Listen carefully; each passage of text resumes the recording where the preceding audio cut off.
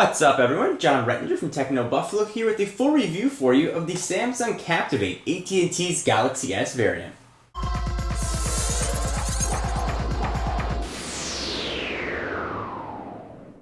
So before we start talking about the features and the specs and how the whole package of the phone comes together, let's talk about call quality. No matter how good a phone is, if the call quality stinks, it's not going to be useful. So I'm happy to report that much like most phones I've tested recently, call quality on the Captivate has been very good. I had no popping, no white noise on my end. When I was on the caller's other end, I had no white noise or popping there either. Very minimal dropped calls. I use this as my daily driver for almost 2 weeks, and on a 2-week total had only 2 dropped calls. So the thing has been very solid, and call quality has been great. Speaker volume is very loud. So if you need to use this as a phone, and phone quality is your top concern, no need to worry, the Captivate is going to serve you very well. So let's go ahead and talk about sort of how all the features come together and sort of a quick refresh. The Captivate is using something called a Super Amoled screen. It's sort of the short definition of what that means. It's on traditional capacitor touchscreens. The touch layer of glass is actually right on top of the glass. On a Super Amoled device, the touch-sensitive mechanism is actually built into the glass, which is going to mean that you're going to get brighter colors, you're going to get better visibility in sunlight, and you're going to get what's most considered to be a more vibrant display. And that is quite true here with the Captivate. It's got a resolution of 480 by 800. It's not a killer resolution, but on the screen that resolution does look fantastic. I did a comparison with the Super AMOLED versus the iPhone 4's Retina display, and it really came up to a tie, whichever one you're going to prefer. I'll put links to those down below. Something to note, there is a bit of a hue, almost a bluish hue on the screen of the Captivate, and that's going to give you a bit more visibility in direct sunlight, but it's something to keep in mind. The screen doesn't look crystal clear, and the whites don't necessarily look white, they look a little bit more gray. However, if you can deal with that, you'll be able to use your phone again in direct sunlight and have a very beautiful, vibrant display. Pictures look gorgeous, and video indeed looks gorgeous as well. So I'll go ahead and jump back here. Generally, I've not been the biggest fan of capacitive buttons, and the Captivate does feature 4 capacitive buttons across the bottom, although Samsung has done a very good job of making them work. On devices like the Nexus 1, for example, the capacitive buttons drove me crazy, but here they work quite well, so no need to worry. From a software standpoint, Samsung has skinned Android 2.1 with their new TouchWiz interface, which is much less intrusive than previous TouchWiz interfaces that we've seen.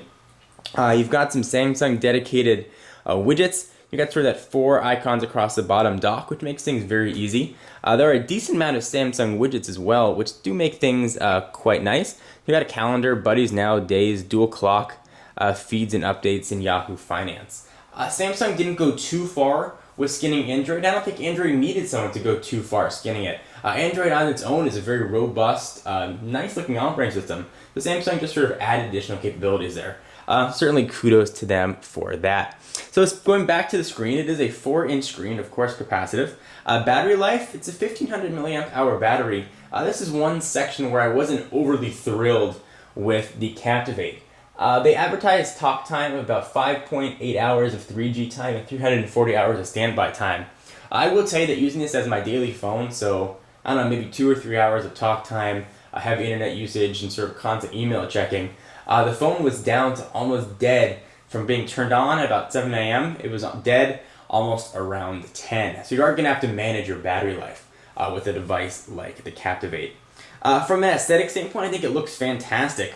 It's very thin. The slate form factor is something I'm a huge fan of.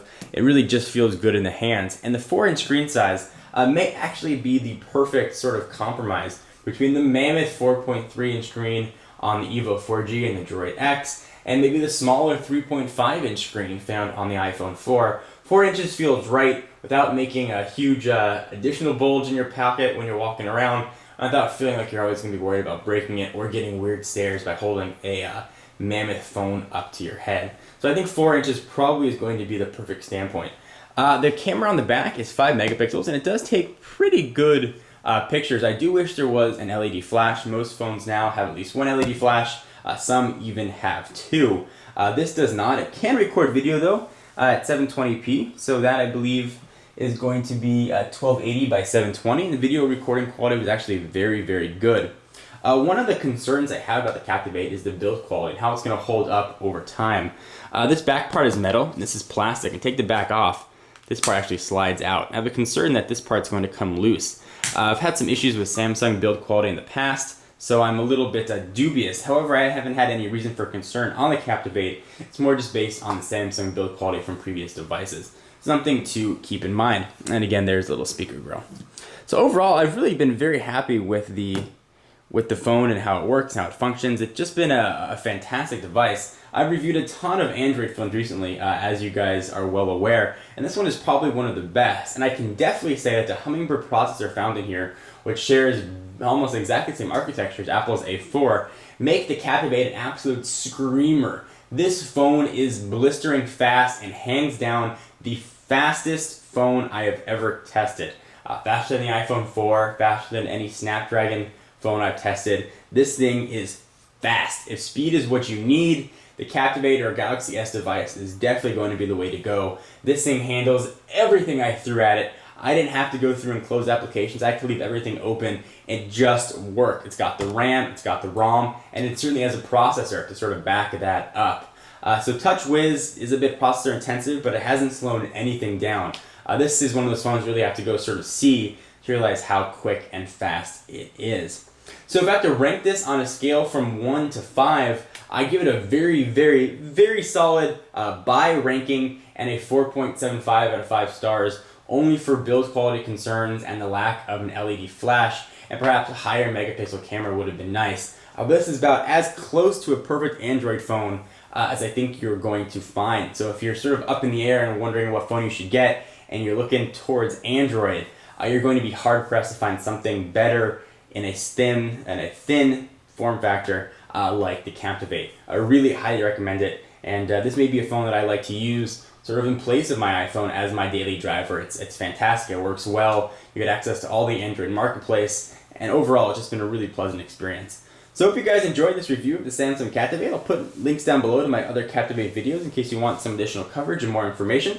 Be sure to subscribe to the channel, John4Lakers, and check out technobuffalo.com for all your tech news. I am John Rettinger, and I will see you in the next video.